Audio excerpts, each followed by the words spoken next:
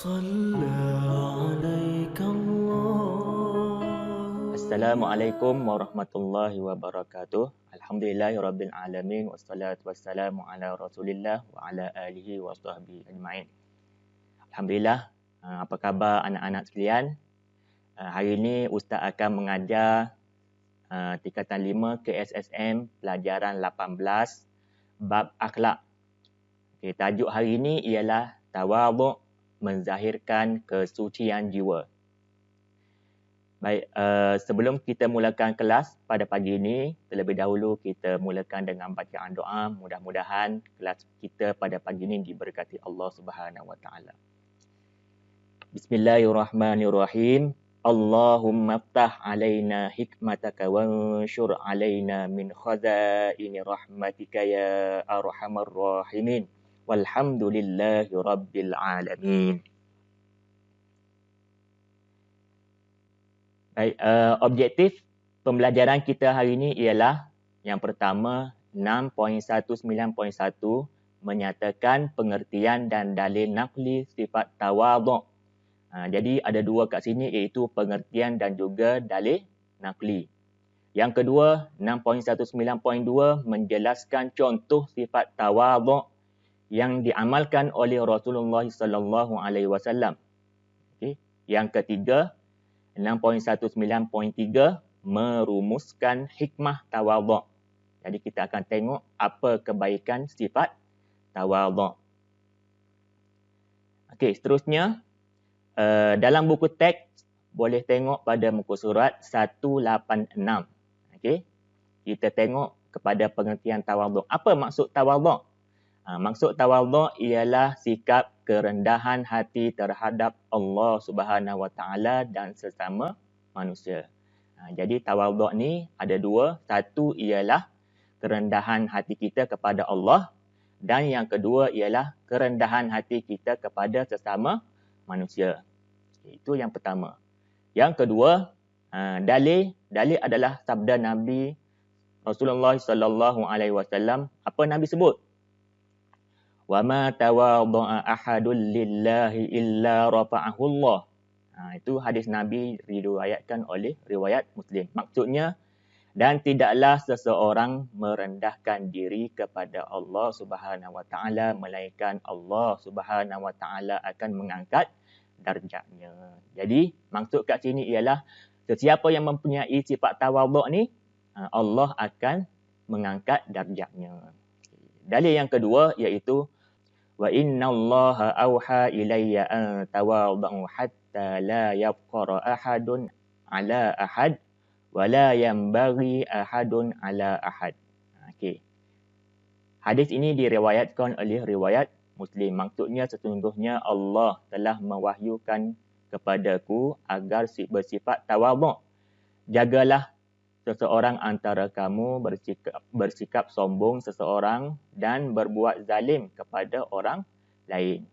Jadi di sini penerangan dia daripada hadis ni, Allah Subhanahu Wa Taala melarang kita bersifat sombong dan juga berbuat zalim kepada orang lain. Okey. Okey, seterusnya iaitu objektif yang ketiga.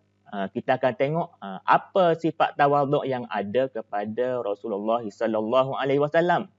Yang pertama sekali, Rasulullah sallallahu alaihi wasallam bersikap lemah lembut terhadap kanak-kanak. Rasulullah bersikap lemah lembut terhadap kanak-kanak dan mendahulukan salam kepada mereka serta membelai rambut mereka. Jadi walaupun Rasulullah sallallahu alaihi wasallam ni kita anggap orang besarlah, tapi dia bersikap lemah lembut terhadap kanak-kanak. Jadi kita kena ada sifat tersebut. Yang kedua, Rasulullah sallallahu alaihi wasallam sama-sama membantu keluarganya seperti menampal selipar, menjahit pakaian dan menguruskan rumah tangga seperti orang lain. Rasulullah ni Nabi kita yang agunglah, tapi beliau juga ni membuat kerja seperti kita biasa, seperti hari-hari yang kita buat, seperti menjahit pakaian. Beliau juga menguruskan rumah tangga. Okay. Yang ketiga, Rasulullah SAW tidak pernah mencela makanan yang dihidangkan kepada baginda. Sekiranya menyukainya, baginda akan makan, tetapi sebaliknya baginda meninggalkannya tanpa menzahirkan perasaan baginda. Jadi Rasulullah SAW ni ketika dia makan, jika makanan tu sedap, jadi dia memuji. Tapi jika makanan tu tak sedap, dia tak mencela. Ini adalah sifat-sifat yang perlu kita contohi. Okay? Seterusnya, kita akan tengok hikmah ataupun kebaikan bersifat tawaduk. Hikmah kita bersifat tawaduk. Yang pertama, melahirkan individu yang berakhlak mulia kerana menjauhi sifat sombong. Jadi kalau sifat tawaduk ada dalam diri kita, secara tidak langsung kita akan berakhlak mulia. Yang kedua, membentuk jiwa insan bertakwa kerana sentiasa mengagungkan Allah Subhanahu Wa Taala dalam setiap perbuatan. Okey. Dan yang ketiga, mengeratkan perpaduan masyarakat kerana saling menghormati dan menyayangi. Okey. Jadi kalau kita ada sifat tawaduk dalam diri kita, secara tidak langsung orang pun akan sayang kepada kita, orang akan rasa berkenan dengan kita, orang akan suka kepada perhubungan dengan kita. Okey, cuba tengok dekat tepi ni.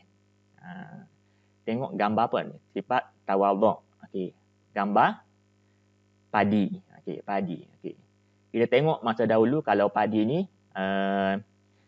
masa kecil dia berwarna hijau. Okey, lama kelamaan bila dah berbuah apa semua tu, dia semakin tunduk, semakin ke bawah. Ibaratnya kalau kita semakin lama semakin kita ada ilmu, macam itulah kita semakin tunduk kepada Allah Subhanahu Wa Taala.